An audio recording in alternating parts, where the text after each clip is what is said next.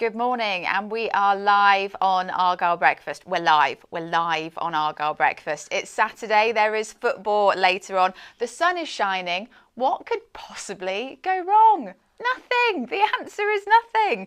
Positive vibes only here on Argyle Breakfast and Argyle TV as a whole. And of course, we want to bring you nothing but positivity for the rest of your afternoon here at Argyle. Now, today could be the day that Argyle get their first league win of the season. We are still waiting for it. Blackpool are in town, and it's our job to get you in the mood for hopefully a very good afternoon. So let's have a little look at what we've got coming up on the way for you this morning. We're going to get words from one of our new signings, Laurent Talai, followed Matthias Ross in joining Argyle yesterday. They're both going to tell us what they're looking forward to after joining the club, which is very exciting news. And Neil Warnock spent a day at Home Park earlier this week. He gives us his thoughts on Tom Cleverley and the overall start to the season. So many great things to come for you here on Argyle Breakfast this morning, and we're very excited to have you with us for it. We will, of course, as well have another attempt at our new game, which is called Get the Badge In, if you haven't seen it already. The leaderboard is shaping up quite nicely for that one. All of that to come, and back to usual this week, bringing you all of the action is my regular partner in crime, Aaron Cusack, here on the green sofa. Welcome back, Aaron. Welcome back, Aaron. Did you have a nice holiday last week? Thank you. You missed nothing. No, I heard nothing it was just happened. Really tranquil this morning. Really straightforward week. Yeah. No dramas. No. Good. So, you know. Ideal. I came in and said, anything happened? Not really. Quite quiet. No. Lost the game. Yeah, that was it. But I have to say, since you have been away and come back again, which you can see now on the wide shot, we have added a few more decorative items into the Argyle Breakfast studio, which are looking quite nice. We will get into them in a little bit more detail because I do love a little bit of design and things like that. I think, first of all, though, something that all of you are going to be eager to hear about off the back of our new signing yesterday, Laurent Talai. So let's bring you that first interview right now. He's our new number 9, Laurent Talai. He's arrived from Port Vale. So let's get straight into Argyle Breakfast this morning and let's hear him talking to Charlie Price. Welcome, Laurent, to Plymouth. We've taken you out on a boat to welcome you to the city. And why not on a day like today?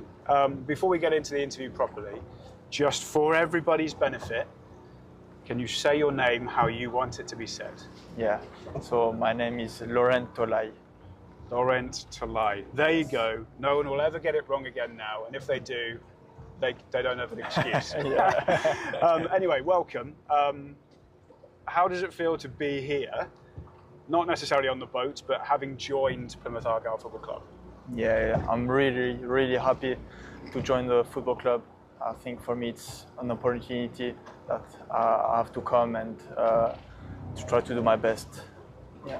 I can imagine, the success that you'd have over the last couple of years and the way in which you kind of bonded with the Port Vale supporters. It was always going to be something quite difficult or a big thing to make you move.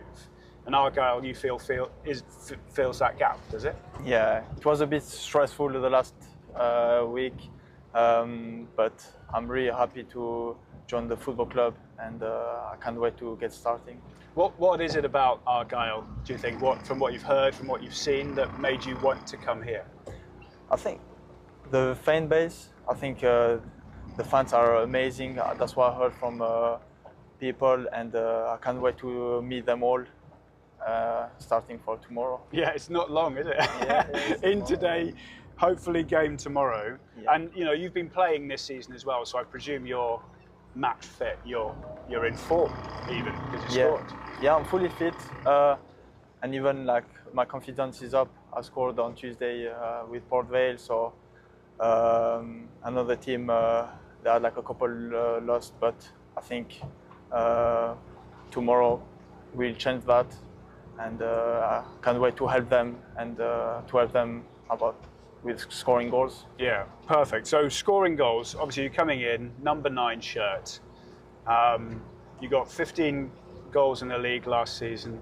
You got 20 goals the season before. How would you describe yourself as a player? A goal scorer? Yeah. Yeah. Can't wait to get starting. to score goals for the fans and to have the team to get that promotions, because I think this club should be in championship, and I can't wait for the fans and everyone to see what I can do. I don't think we can wait to see you either, Laurent. Growing up, did you ever have like inspirations or players or heroes that you looked at and thought you wanted to model your game on or be a bit like? Yeah, Adriano. I think Adriano, yeah, that was my favorite player when I was young. So that was a bit him, my kind of idol. Yeah. If you play like Adriano, we're happy. Tell us a little bit about your footballing journey, because you've been in England for quite a few years now, played for a lot of different clubs, different levels. Take us through what you've done so far. So yeah, it's been now 8 years, I think.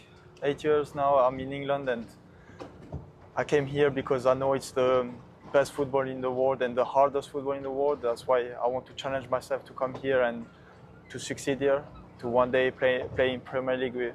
Why not with Plymouth? But yeah, that's my target. I'm really happy here. Yeah. So there's Brighton, where you were at for quite a few years. Then there was a couple of loan spells, Salford and Cambridge, in Scotland as well.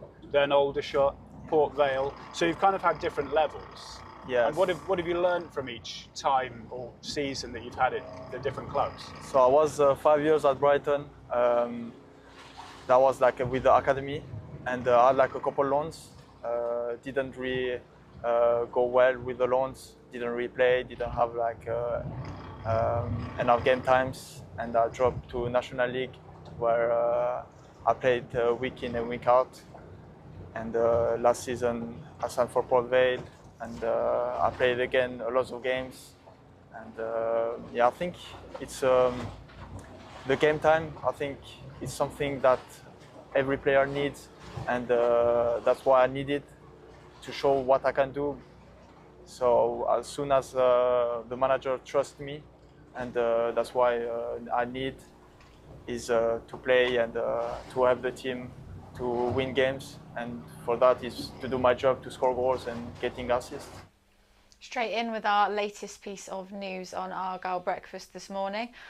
I mean, fans have been crying out for a striker, and now we've got one. So hopefully this is good news for fans and the club alike, Aaron. Yeah, absolutely. I've seen a little bit of him through the work I do with Ben Waine, and he's really energetic. Lauren, he's like, the fans will take to him because of his energy, his enthusiasm. He's got quality as well. He knows where the net is. I think he was 15 goals, 8 assists last year in helping Port Vale get promoted. And I liked what he said there. He said every player needs game time to settle in and cut their teeth.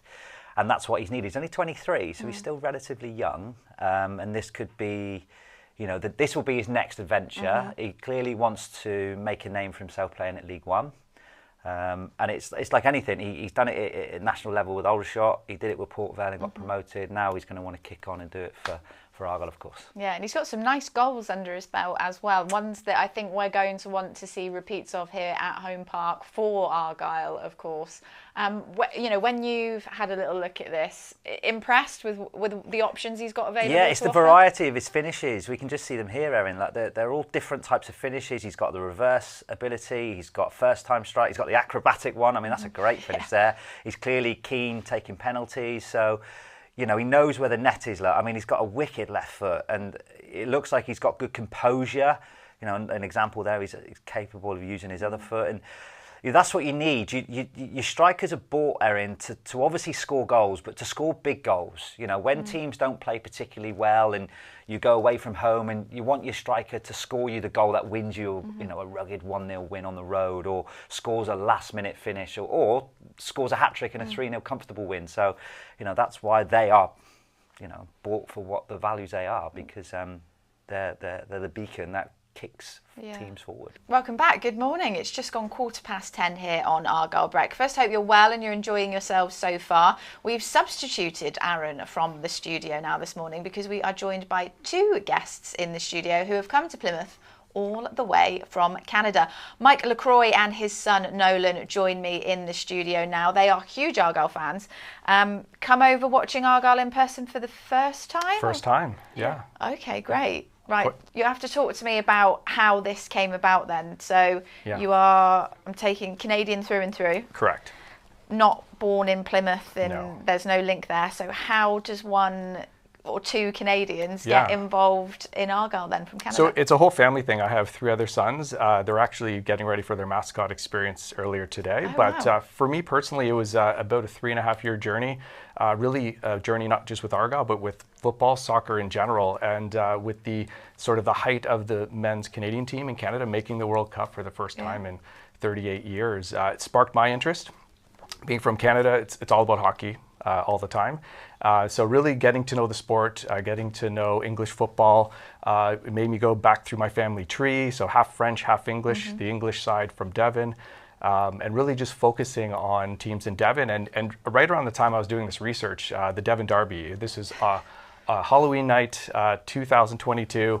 And I jokingly said to the family, okay, whoever wins this, that's who we'll cheer for. I obviously wanted Argyle to win. Amazing introduction to the game. 4-2 win for Argyle. Hardy came on at the end, scored a brace. So I think for me, that was when I knew, okay, this is it. It's Argyle for life, and I've brought the family along with me. Yeah, I mean, as games go, also the method of deciding the team, fantastic. Yeah. Luckily, Argyle won that day. Although I say luckily, not luckily, 4-2, smashed. That's right, yeah. But I do remember being outside on the pitch watching that one. It was probably a fantastic introduction into it's an amazing game. Argyle and the ethos and everything. So, Nolan, did you join in Argyle at the same time then, or did you kind of filter in a little bit later? I roughly joined in at the same time. I was still flowing in, except I ended up watching. Yeah. So do you have other sports that you're interested in? I know you mentioned hockey. Are you a big hockey fan as well? I'm not the biggest hockey fan, except I'm more of a soccer football fan. Oh, okay. So you've always liked football then, and then you just ended up picking Argyle through this little family history. So talk to me, Mike, then about this trip over, because you're coming up to the end of it now. When did you come over to the UK? What kind of things have you been doing? So it's been 3 weeks. We've been basically following the team from the start of the season to the end. So we may be the bad luck charm. So we're heading out tomorrow. So that will be a good news story for all. But no, it's been an amazing experience. I think for me personally, being at home park, the boys had a great experience meeting Bim Peppel, who's a Canadian. Yes. And you know, even through the losses, it's just been an amazing experience for us to be here, and you see it on TV, and to actually be here is just another level. So what was it? Did you notice any difference between maybe like seeing home park on TV versus actually being here in real life? Absolutely. Yeah. I remember looking over at Hudson, and he's one of my younger sons.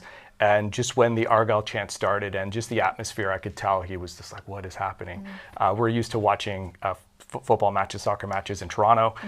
So the home team, Toronto FC. It's definitely not as loud. It's a different experience. And the men's national team. So it's just a whole nother level here. And I think that's what I hope the boys will remember as we head out. All right, we are almost done with Argyle breakfast this morning, but not quite. We do have 2 more guests to bring you. James Andrews and his daughter Elsie are here in the studio with us. They're undertaking a bit of a challenge in a few days' time, I think it's fair to say, walking from Tavistock to Bristol. Yes. No mean feat. Good morning. Thank you both for being here. Thank you for having us.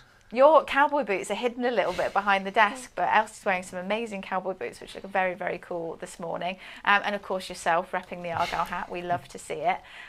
Talk to me then about this challenge that you're doing. We've previewed it throughout Argyle breakfast this morning, this walk that you're doing from Tavistock to Bristol. But I just want to hear from, you know, in your own words and your experience, what's prompted you to do something like this? Well, my wife. Well, it's my wife's idea. Was it? No, we've been trying to rag our brains to raise money for a charity that looked after us while our daughter was ill in NICU in Bristol. And we had in our head skydiving and sponsored this and sponsored that. And then she said, well, why don't we just walk to the hospital? And then immediately I went, it's not a bad idea. Yeah. And the more I thought about it is our family think we're mad. Yeah. But it is a challenge we can do. So when are you doing it? When's it happening? It was going to be next week. Okay. But we've had 2 trips away for birthdays, and I realise we're not prepared enough now. to do it. So Yeah. it's going to be October half term. Okay. Because we want to get it a bit more out there. Yeah. To raise money Yes, for this charity. Do a bit more. Shout out. Physically, we're ready. We've got everything camping-wise to stay over on the trip up. Yeah. But I think mentally prepared we're Right. not. And it's not just you that's walking it, it's the whole family. No, it's all of us. So who have we got in the family then? So my wife, Autumn, Yeah. my eldest, Elsie, then our 9-year-old, Albert, 7-year-old, Freddie, and then